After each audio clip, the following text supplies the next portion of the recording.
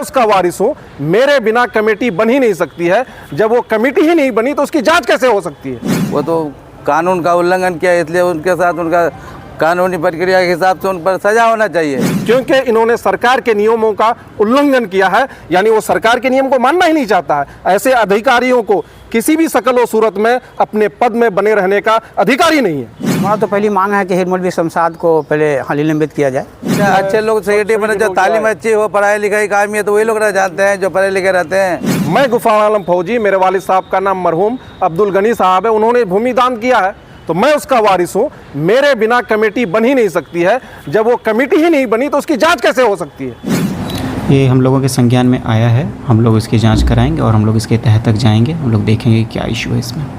ठीक है, जांच करवाया जाएगा उसमें। बिल्कुल बिल्कुल जांच करेंगे। किशनगंज जिला के कोचाधामन प्रखंड अंतर्गत तेघरिया स्थित मदरसा मोफिदुल इस्लाम तेघरिया मदरसा नंबर 484 की कमेटी बहाल को लेकर बड़ी गड़बड़ी का मामला सामने आया है। जमीनदाता मरहूम अब्दुल गनी के पुत्र गुफरान आलम फौजी ने आरोप लगाया है कि मदरसा कमेटी बनाने के क्रम में सरकारी नियमों को ताक पर रखकर हेड मौलवी ने अपने पद का दुरुपयोग किया है। उन्होंने जिला शिक्षा पदाधिकारी पर भी गंभीर आरोप लगाए हैं।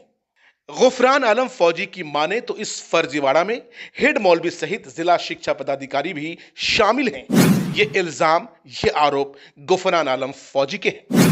इस मामले को लेकर जमीनदाता के पुत्र गुफरान आलम फौजी ने जिला अधिकारी विशाल राज को लिखित शिकायत देते हुए इंसाफ की गुहार लगाई है।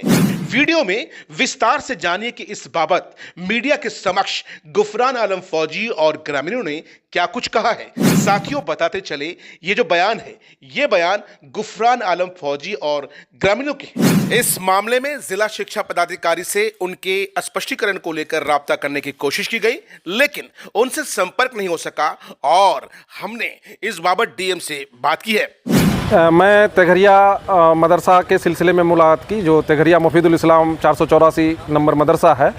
वहाँ पर जो कमेटी बनी थी उसकी जांच के लिए जिला शिक्षा पदाधिकारी महोदय नासिर हुसैन साहब पहुँचे थे, जिन्होंने एक तो 2 बजे कह कर के 5 बजे पहुँचे थे। उसके अलावा उसको जो दस्तावेज़ों की जांच करनी थी उन्होंने जांच नहीं की, बल्कि हम लोगों को धोखा दे करके वो आ गए और गलत रिपोर्ट पेश करने की कोशिश की। सबसे पहले मदरसा का नियमावली जानना आपको बेहद ज़रूरी है। सर, जो मदरसा का नियमावली है वो ये कहता है बिहार सरकार के लिए, जो कमेटी गठित होती है उसकी मीटिंग मदरसा प्रांगण में होगी और ज़मीनदाता का होना अनिवार्य है।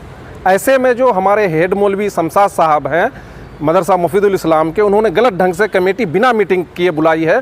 बल्कि ये अगर कहें कोई बुरा नहीं होगा कि टॉयलेट और बाथरूम में उन्होंने मीटिंग की है, होगी तब जा कर के उस कमेटी का निर्माण किया है। और उसमें ज़मीनदाता का होना कंपलसरी है। मैं ज़मीनदाता हूँ, मुझे बिल्कुल नहीं बुलाया और मीटिंग की ही नहीं।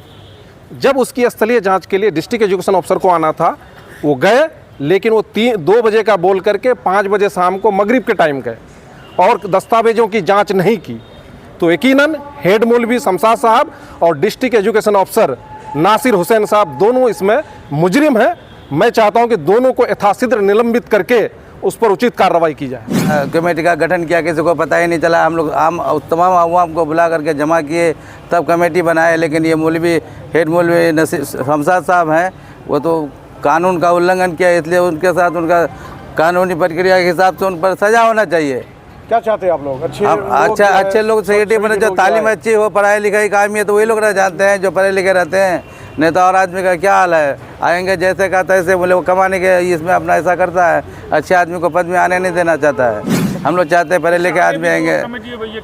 15 साल वो रहे सर, कोई काम नहीं है, किसी को कोई जानकारी नहीं हुई, कभी कमेटी नहीं बनाया और आकर के आज वो फिर दावा कर रहा है और नुके छुपे वो लोग कमेटी बना लिया है। सर, हमारा तो पहली मांग है कि हेड मौलवी शमशाद को पहले निलंबित किया जाए।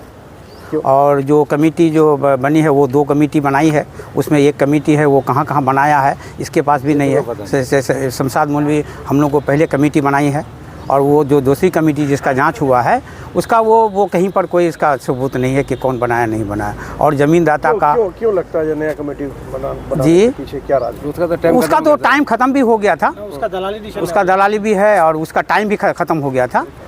इसी वजह से हम लोग ने नई भी कमेटी बनाए हैं। इसमें हम लोग का भी वो जो ज़मीनदाता है, जो सरकार बिहार 2022 का जो नियम है उस नियम से हम लोग कमेटी बनाए हैं। और फिलहाल जो है हमारा ये मांग है कि मौलवी शमशाद को सस्पेंड किया जाए। ये हम लोगों के संज्ञान में आया है, हम लोग इसकी जांच कराएंगे और हम लोग इसके तह तक जाएंगे, हम लोग देखेंगे क्या इशू है इसमें। ठीक है, जांच करवाया जाएगा उसमें। बिल्कुल बिल्कुल जांच करें।